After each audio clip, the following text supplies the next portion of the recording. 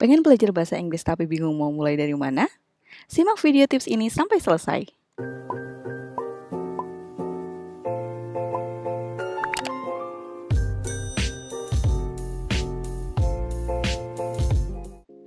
Hai teman-teman semua, balik lagi di channel Novia FM. Kali ini kita akan belajar 5 quick tips belajar bahasa Inggris otodidak. Yuk, check this out. Hal pertama yang harus kalian lakukan adalah membuat SMART goals. Apa itu SMART goals? SMART goals adalah specific, measurable, achievable, relevant, dan juga time bound.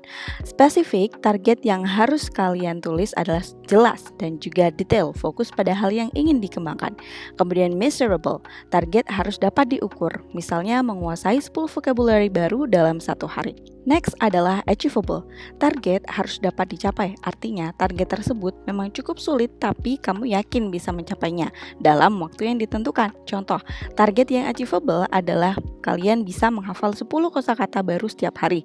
Sementara contoh target yang tidak achievable adalah kalian menghafal 100 kosakata baru dalam 2 jam. Selanjutnya adalah relevant, target itu harus relevan, artinya target tersebut sudah disesuaikan dengan value yang akan dicapai, seperti mendukung pendidikan atau jenjang karir kamu. Yang terakhir adalah time bound, target harus memiliki batas waktu, sehingga kamu dapat mengevaluasi pencapaian target kamu. Fungsi dari SMART Goals ini, kalian bisa fokus pada tujuan, bisa mendorong motivasi kalian, dan juga mengukur progres. Yang kedua adalah strategi belajar. Strategi belajar ini bisa menyesuaikan minat kalian dalam belajar. Misalnya, kalian suka dengan audio, kalian bisa mendengarkan lagu, bisa mendengarkan podcast yang membuat kalian terbiasa dalam bahasa Inggris. Kemudian, jika kalian adalah tipe-tipe visual, kalian bisa belajar dengan menggunakan gambar. Nah, kalau yang audio dan visual, kalian bisa menggunakan video karena di sana ada visualnya dan juga ada audionya. Dan yang terakhir, jika kalian adalah tipe-tipe kinestetik, kalian bisa memperagakan vocabulary yang sedang kalian pelajari atau phrase yang sedang kalian pelajari. Jadi kalian bisa langsung belajar sambil praktik. Yang ketiga ada vocabulary atau phrase. Jadi kalian bisa memulai bahasa Inggris dengan mencari vocabulary atau phrase yang biasanya digunakan dalam kegiatan sehari-hari. Kenapa harus vocabulary? Kenapa tidak grammar terlebih dahulu? Nah, dengan vocabulary ini, meskipun kalian hanya mengetahui 1 atau 2 vocabulary, lawan bicara kalian masih tetap bisa memahami. Sebagai contoh, where, toilet. Nah, kalian menanyakan di mana toilet itu, tapi kalian hanya mengetahui 2 vocab itu. Orang yang sedang berbicara dengan kamu masih akan tetap paham apa yang sedang kamu maksud. Nah, maka dari itu, gimana sih tipsnya? Nah, kalian bisa mendapatkan vocabulary atau phrase itu dari lagu, ataupun film, ataupun komik, dan juga bisa dari membaca, sesuai preferensi kalian. Caranya gimana? Tulis ulang di buku saku, jadi kalian harus punya buku saku khusus untuk vocabulary baru yang akan kalian pelajari.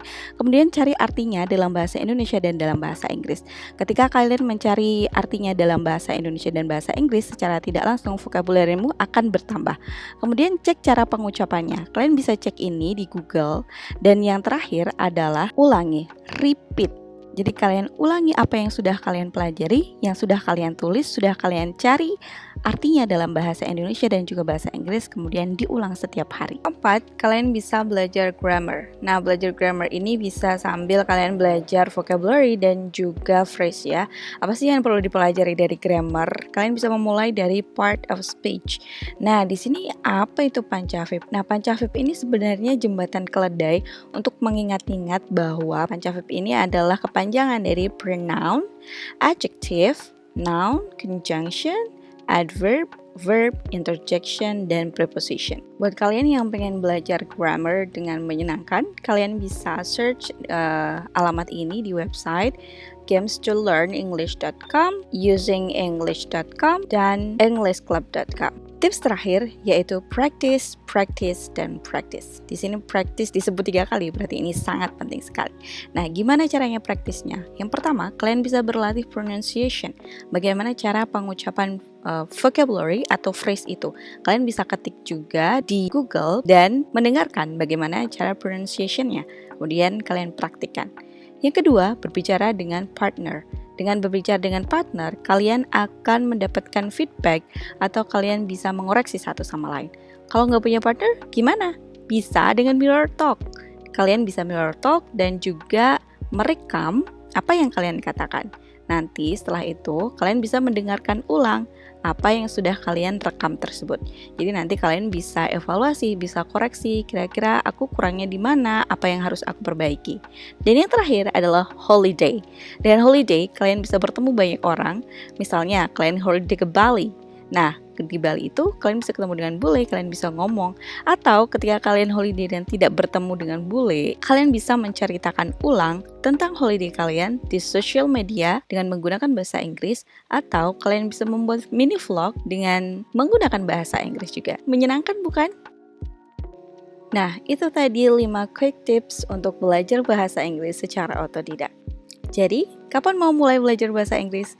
Jangan lupa tuliskan smart goal kalian di kolom komentar ya. Subscribe for more.